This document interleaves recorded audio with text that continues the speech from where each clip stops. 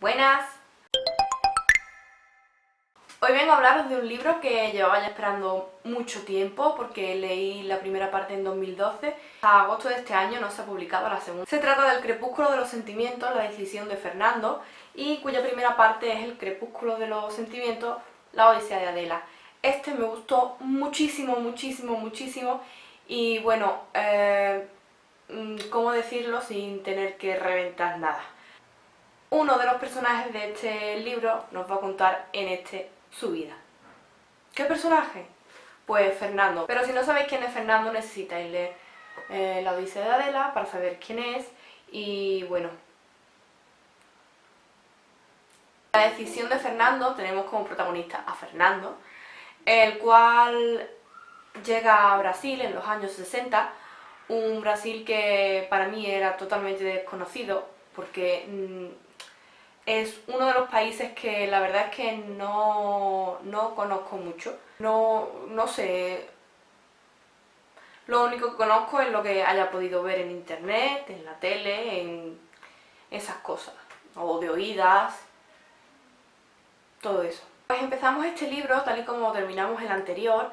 Hay un suceso que la verdad es bastante, digamos, traumático y Fernando comienza su nueva vida en Brasil junto con Josué y con Adriana, que son hermanos, aunque no hermanos de sangre. Eso viene todo muy bien explicado en el libro. Creo que es un tema muy bonito de leer esa parte, precisamente la de la unión que tiene Josué con Adriana.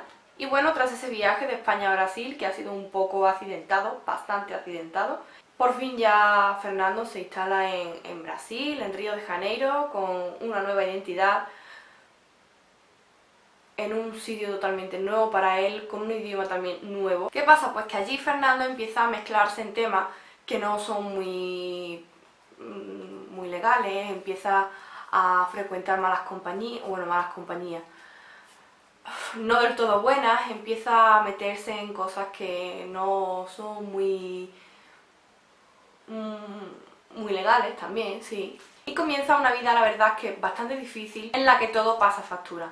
En esta novela el autor se nota cómo ha investigado todo lo que tenía que investigar para poder escribir esta novela. Temas de derecho, historia, política, todo lo relacionado con ese país, que la verdad tiene su mérito, ¿no? Ya no es solo el hecho de escribir un libro, sino todo ese trabajo de investigación que lleva detrás. Creo que está muy bien plasmado. Es médico, no es abogado ni nada, y sin embargo creo que trata temas que, digamos, son bastante complicados para una persona que no tiene ciertos conocimientos en derecho penal, derecho jurídico o lo que sea. Otro tema en el que creo que ha tenido que investigar muchísimo, aparte de la historia del país, es el tema de la política. Sí, bueno, más o menos sabemos por las noticias y por sucesos y cosas así qué es lo que puede pasar en un país políticamente, pero no tan profundo como se trata en este libro. Me ha gustado sobre todo lo bien detallado que está, lo bien construido, lo bien escrito todo. El autor crea los escenarios perfectamente, enlaza personajes perfectamente, mezcla las vidas de unos y de otros y que encaja así, perfecto. Es un libro muy interesante de leer, ya no solo por la historia que cuenta, sino por un poco el saber la situación en la que estaba ese país, que ya os digo, para mí es totalmente nuevo. Yo, pues, de un país como Brasil, pues, no sé gran cosa, y la verdad es que este libro me ha enriquecido bastante. Sí que tengo que decir que me gustó mucho más el anterior, el de la Odisea de Adela, porque los personajes eran un poco diferentes.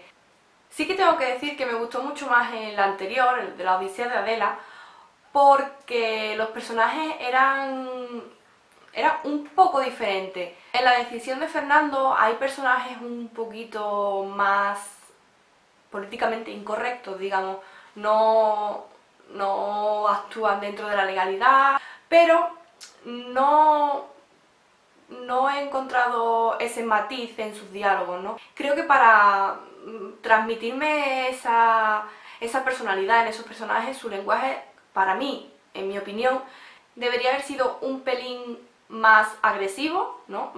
Menos políticamente correcto, digamos, menos educado, menos todo eso. Y es por eso por lo que le he dado en Goodreads solo 4 estrellas en lugar de 5, porque me ha chocado un poquito ese tema, el de los personajes así un poquito más fuera de la legalidad, digámoslo así. Seguro que si estás viendo la reseña te estarás preguntando, bueno, y si yo no he leído La Odisea de Adela, ¿puedo leer La Decisión de Fernando? En parte. Yo he leído los dos, leí primero La Odisea de Adela, evidentemente, y bueno, tras leer La Decisión de Fernando, creo que puedes leer este libro siempre y cuando después vayas a leer el primero, ¿no? Porque digamos que si lo lees en distinto orden, si lees primero el segundo y después el primero, estás leyendo una historia en la que Fernando te cuenta su vida y luego tiene un flashback, vamos a decirlo así. Y si lees primero La Odisea de Adela y después lees el segundo, que es La Decisión de Fernando, pues lo vas a enfocar desde otra perspectiva totalmente diferente. Aún así, creo que es necesario leer uno para poder complementarlo con el otro. Puedes leer primero el segundo y después el primero, o primero el primero y después el segundo, y te va a contar la misma historia pero de distintos puntos de vista, creo yo. Y bueno, eso ha sido todo por hoy, espero que os haya gustado la reseña. Si habéis leído el primero y queréis dejarme vuestras opiniones por aquí abajo en los comentarios, estaré encantada de leerlos. Y nada más, que muchísimas gracias por verme, nos vemos en el siguiente vídeo. Chao, chao.